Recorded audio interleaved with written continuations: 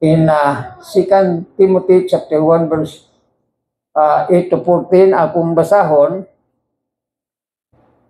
Nagaingon, so then also do not be ashamed to testify about our Lord, or ashamed of me, his prisoner, but join with me in suffering for the gospel by the power of God, who has saved us and called us to be a holy, to a holy life, not because of anything we have done, but because of his own purpose and grace.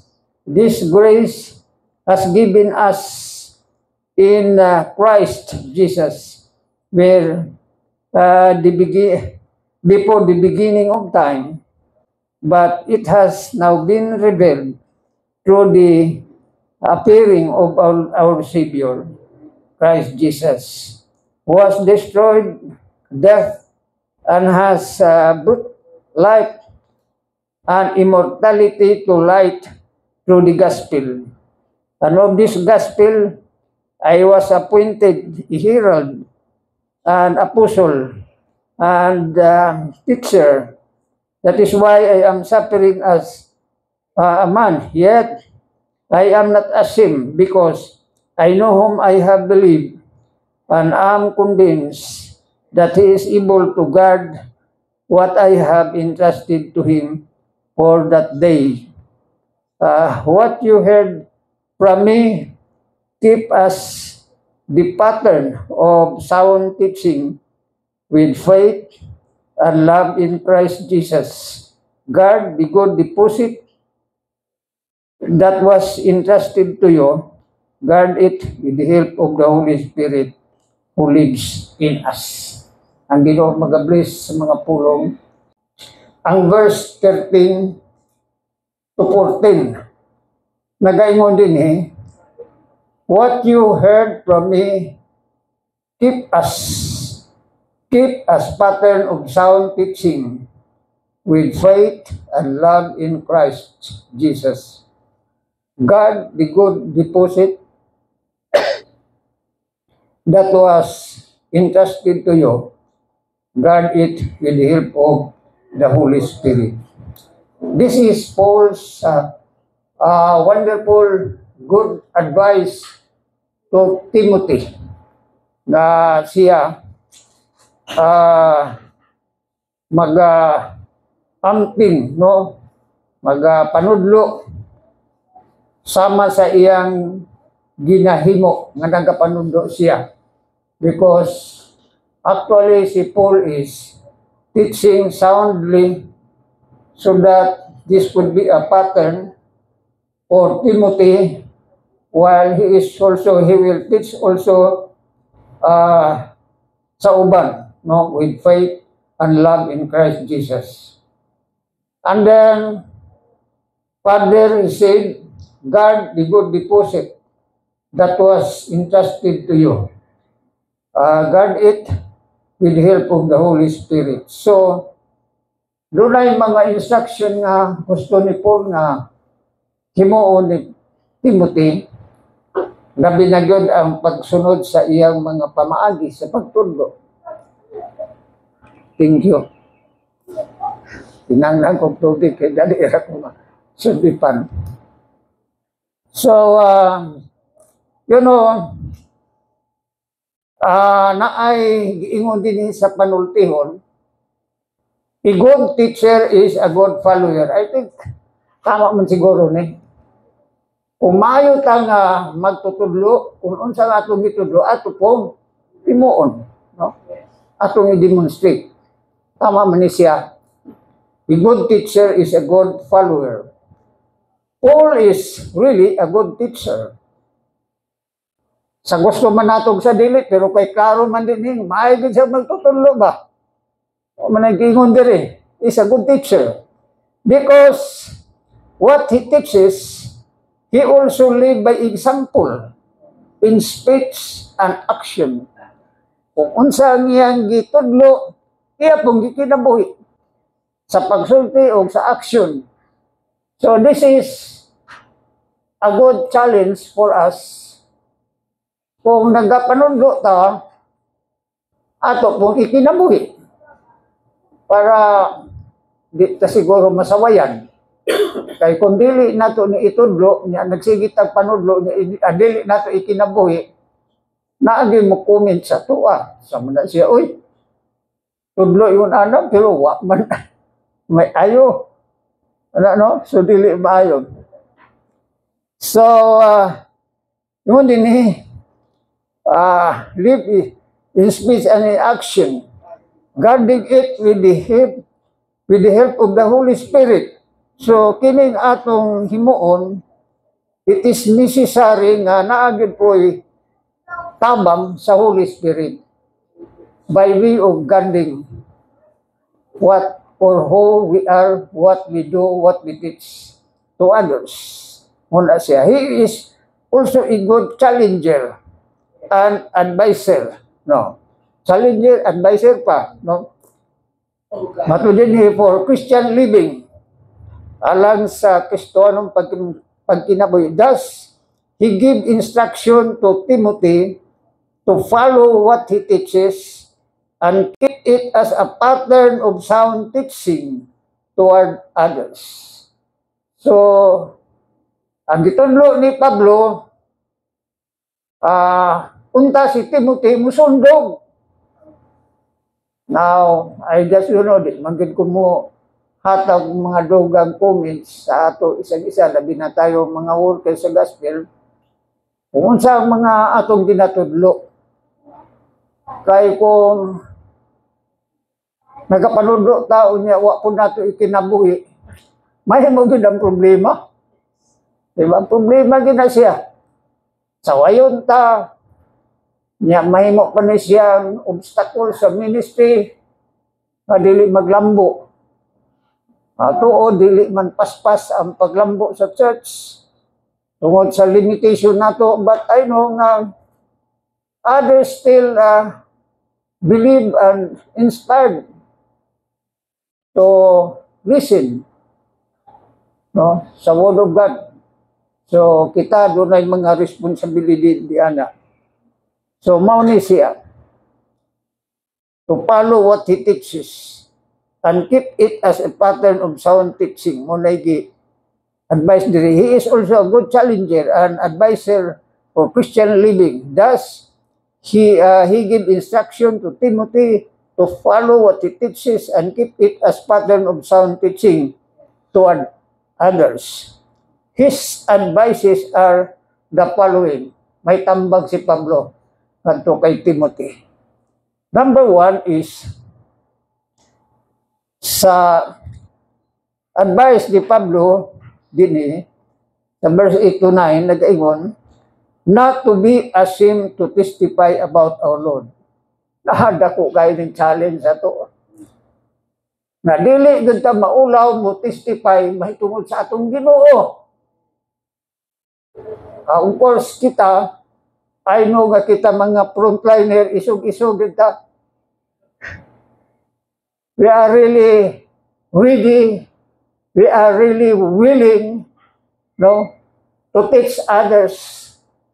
Kay gani ang tuiban ni ani ni ata dinhi, equipping ourselves, gidugangan ang atong understanding about God's Word. Pero ang problema lang, kung ato na nadungog pero wala na ito i-apply, wala na ito itudlo, wa gihapon ni maayong resulta. So, si Paul nag-ingon ngadto kay Timothy, not to be ashamed to testify about our Lord. Now, dako ni kayong challenge sa ato because ang ato ramang ipresentar is ang atong Ginoo.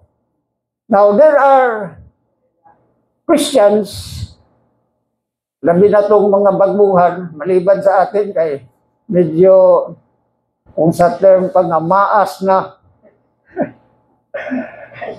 Di na ta maulaw. No, di ba? Praise God kay mga isog ta kayo. Bold ta kayo, challenger kayo. No? Pero kung maulaw ka, mahadlo ka, that means nga you are not growing. We are not established in the faith for reason that we do not know how to say the gospel to others.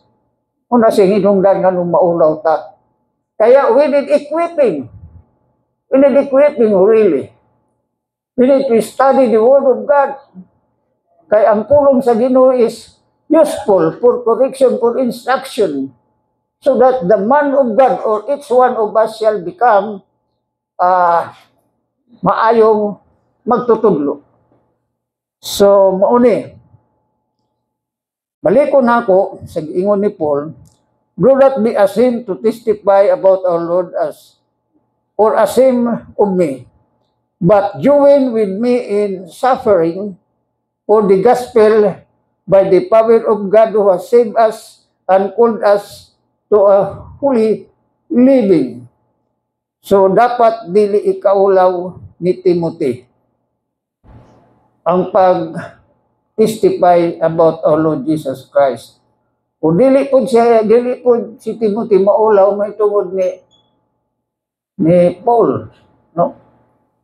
Naaman siguro yung mga kauban nato simbahan nga maulaw sila mo introduce sa ilang pastor baka sa other fellow believers.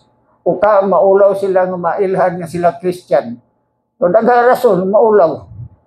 So dili maayo. Iwan ni Paul, ayaw ikaulaw si Jesus. O ikaulaw nimo ko. Pero, but join with me in suffering. Pero hinuon, you have to join or willing to suffer with me because as of now, I am still suffering for the gospel's sake. Una, si Paul, nagsuffer siya maayo, persecuted siya, bino. Niagi ko siya priso. Unya, milagro kayo kay kanil laging mainampuon siya, doa sila si Silas, nagampo na tabangan sila sa Ginoo. Ug nahitabo gyud nga in the middle of the night, the Lord answered their prayer. Naglinog. Siguro kadto dito ra pod sa jail. Naglinog. Kaya nangabungkag man, nangagubaan sila. Ang kadina silantil, nangatangtang. Nga nahadlok taon tong jail guard kay basig ng layas ng mga priso. Pero si Paul o si Silas dito ra gyud. Pahilom-hilom siya. Kunya sila. Ang jail guard kay nahadlok man kay nyadtong panahon naman kung may maka-eskapo nga prisoner, patyon gud siya ba? So, kuha siyang sword. Kaya magpakamatay. Pero ni Paul, ayaw. Ni Arabi diri, ayaw kadlok, huwag ni mulayas. Pamaagi po sa Ginoo, katong nahitabo nila ni Paul, o katong Gilgad, ang Gilgad maluwas. Okay, that was a living testimony for Paul and Silas nga wala din sila magawas so that the jail guard and his family be saved. O naluwas sila. Sa laton kapag kasulti, naluwas. Ngundas Bible, gibautismuhan sila and the whole family. Wala sila na daot. Wala sila na disgrasya. So, mauni siya. Join with me in suffering for the gospel by the power of God who saved us and called us to be to a holy life. May purpose gali. To live, no? To a holy life. Saved and called us to a holy life. Luwason o magkinabuhi diya sa pagkabalaan. So this is it. Giluwas ta aron magkinabuhi nga balaan. Pero I believe nga kitang tanan nga ni adini giluwas og aron magkinabuhi nga balaan. Okay ba? Yeah. Okay. So Paul being a gospel teacher, a good teacher, is encouraging and expecting Timothy to follow what he teaches. So, nag-expect din si Paul, nag-encourage na si Timothy musunod kung unsa iyang gitudlo about Christ and His gospel and the sufferings that He might suffer while doing the Lord's work. So, mo nag-encourage good niya si Timothy. Of course, diya sa church, naatay mga encouragement sa membro, no?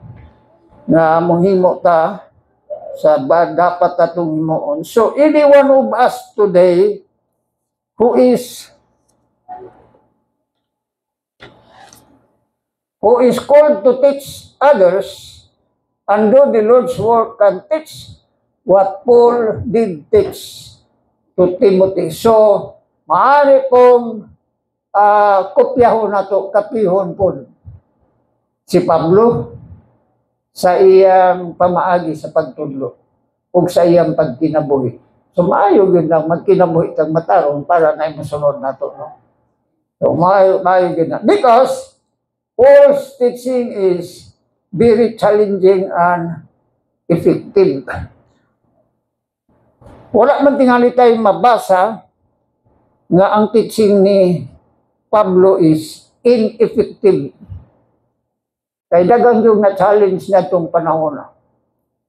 Isa, nag-sacrifice siya, giluto siya, gipriso siya, pero very effective ang kanyang teaching. Lalo na sa mga advices niya to Timothy, to Titus, si Philemon, kinsa pa ito uban yung pang istoryahan, mahitungod sa Christian living sa pagpanudlo. Therefore, we will have a good output if we do not assume. Maayo tag-agi. Kumusta nga itong agi sa atong Christian life? Naabay na bless? Naabay na hiubos? Naabay naglagot?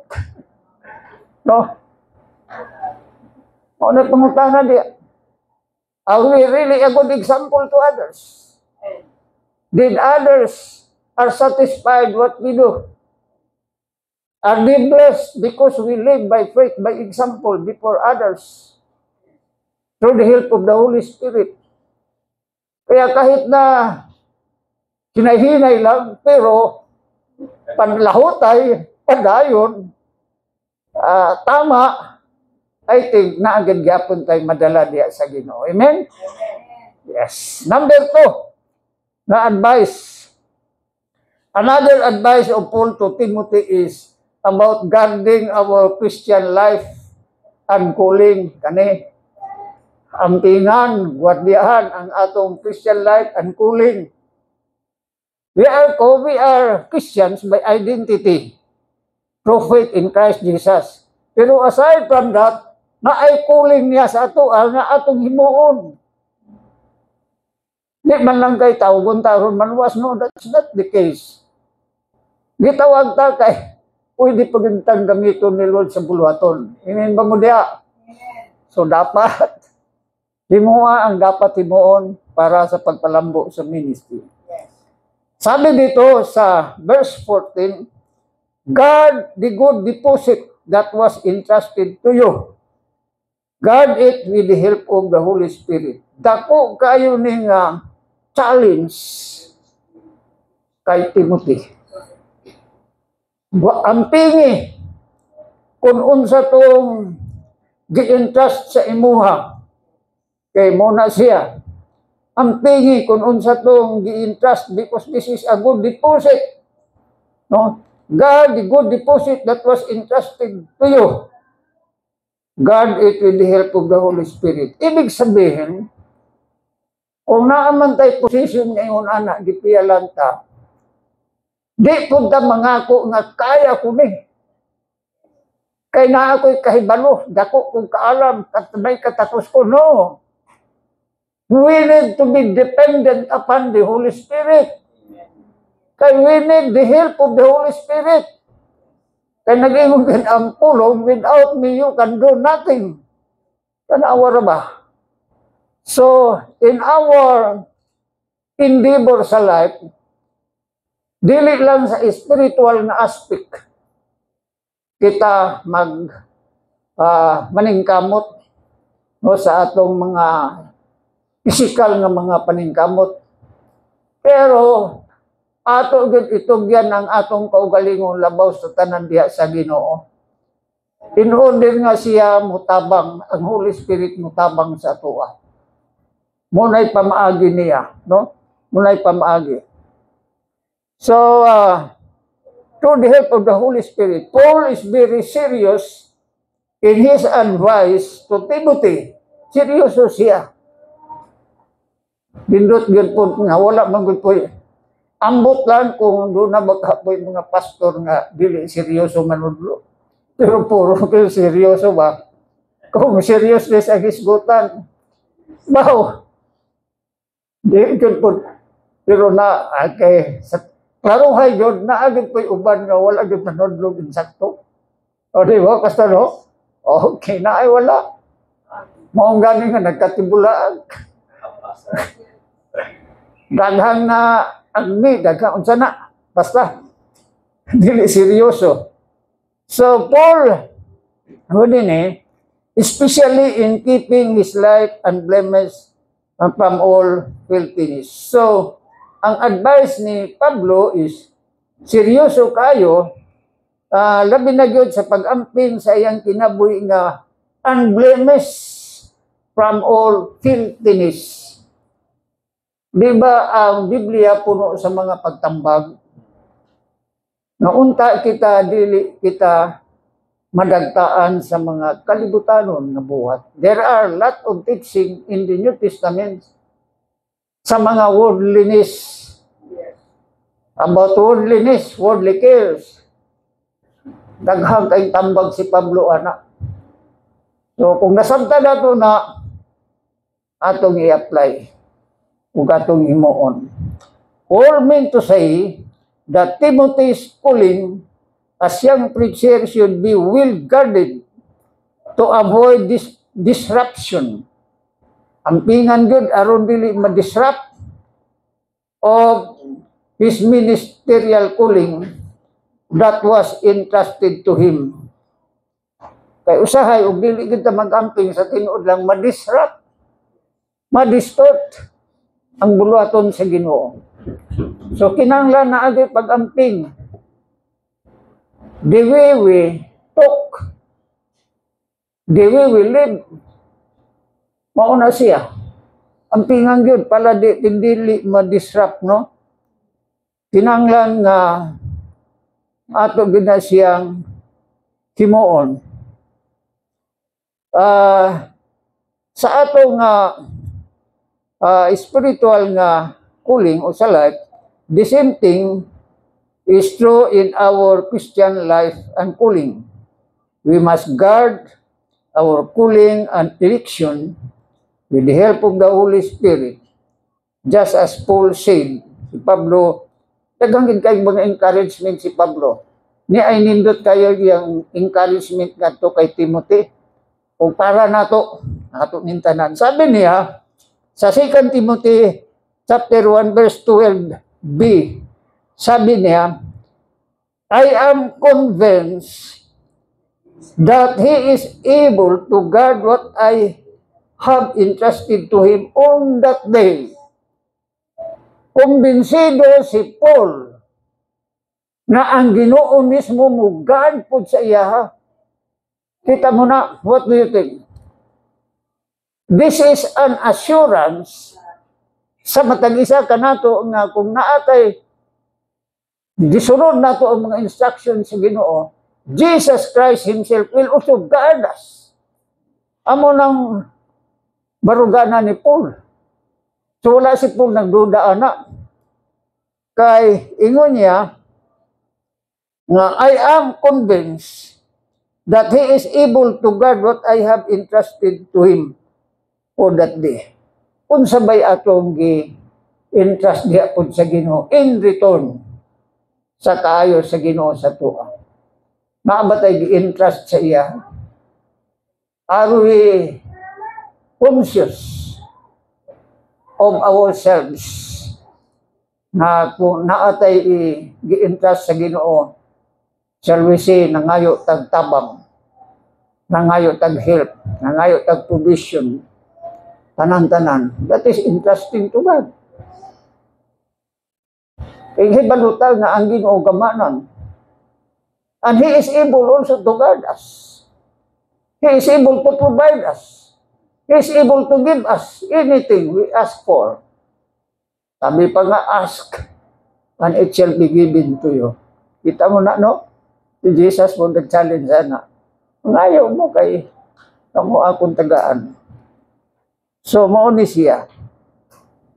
Now, this is a great assurance for everyone of us. No? Assurance not only, great assurance that Jesus Himself keeps guarding with the help of the Holy Spirit when we do our responsibility in teaching others. Wow. So, kung nagapanudlo man yun ka sa uban, Jesus is with you. Jesus is with us. The Holy Spirit is in you, teaching us, encouraging you, protecting us together para magiging successful tayo sa ating mga ginagawa. Diba? So, nindot kayo ang pasalig sa Ginoo sa ato. Kaya tayo, mga seniors na naapay mga bata-bata pa. So, kung mga bata-bata pa, situate nga, mag-strive po mo to become a model, a good teacher. Kaming mga seniors na, nangaputi ng among buhok, meaning veterano, si Pastor Amado, na puti-puti sa buhok, veterano na. Okay, si Pastor Paratsa, si Ma'am Aragon, veterano ginoon maayos ang teacher. Ako ang akong buhok, dili kayo kay gitina ang po dinoon kung white tinani ka, gawin puti ani ba? Ibig sabihin, tigulang ako. O ayaw mo pag pumuplans diha. Okay. Kumuplans, ipakita lang katotohanan na tayo matanda na. Yes. Okay, so therefore,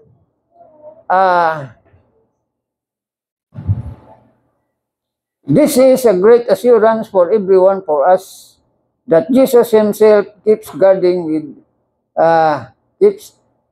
us with the help of the Holy Spirit when we do our responsibility in teaching others. So therefore, we must not be discouraged nor dismayed. Instead, we must guard the good deposit the Lord entrusted us. Because our Lord Jesus Christ is also guarding us. Kita mo na? Atong ampingan. As Christian, ampingan ang atong life. Kasi Jesus Himself nag-guard sa ato. Kita mo na? Hallelujah. Hallelujah. Praise the Lord. So, we are indeed safe if we too are guarding our life. Safe ginta kayo.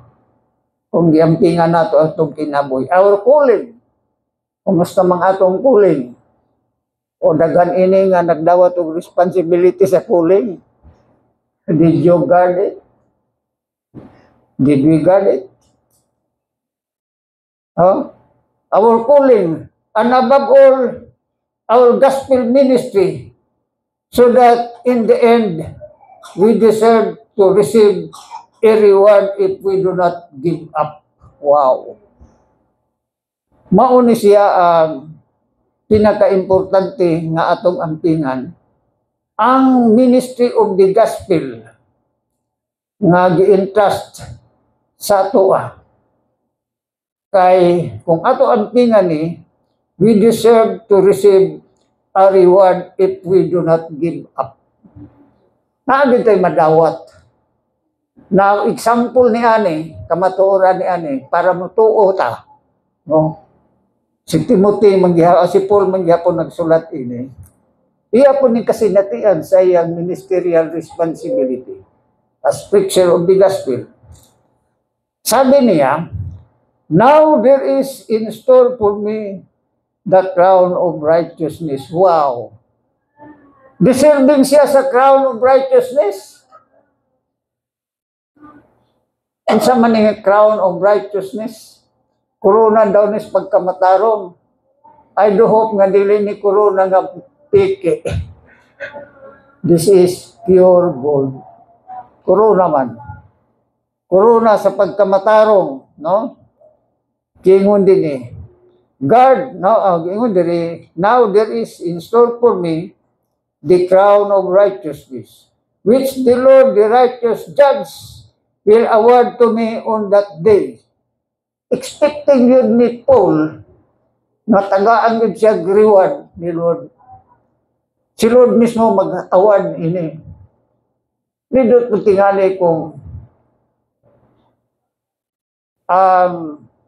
atong Ginoo maghatag og award, no? Siya po'y magbutang sa corona. Nindot tingali na, ni hambog, siguro murag sikat punta na. Oo, manggingon diri. And not only to me. Now listen, this is a challenge for each one. Dili lang nato, dili lang sa iya bilang preacher and teacher of the gospel, but also to all who have longed for His glorious appearing. So individual of us, kita isa-isa ka na to, who are longing for His glorious appearing, is deserving of the crown of righteousness. Di ba? So, kamo din ha nga, wala pa mo kasi natin og calling para sa ministry. Sige lang, mamuhat lang mo. Naalagi mo yung corona. Naghandra ba kayong corona gisgutan sa Bible? I think there are 5 of them or 6 of them. Crown of life, crown of righteousness. Sa patong crown dia. So, si Ma'am Aragon, memorize that niya. So, mauna siya ang atong madawat gikan sa atong Ginoo. So, let us be thankful to our God, to our Lord Jesus Christ, kay nagapanudlo siya o si Paul nahimong iyang messenger of the gospel. Thus, Paul teaches what the Lord manifested to him to teach, so that in return, he will also teach Timothy and other young preachers during those days na sila sundon ang mga teaching ni Pablo as a sound teaching to others. So, yan lang po. Mangyari sa atin. So, mga young ones, sunda lang inyong pastor diya. Sa gitudlo ni pastor, sige sunda. Sa gitudlo sa pastora, sunda. Okay. Therefore, as I close, therefore, brothers and sisters, let us not be ashamed, nor discouraged, but keep on guarding what the Lord has entrusted to us. Maunis niya, ampingan nato kung unsay gipiyal sa Diyos sa atoa as His people. Hinaot ang Lord mag-bless sa mga purong atong ginapamalandungan.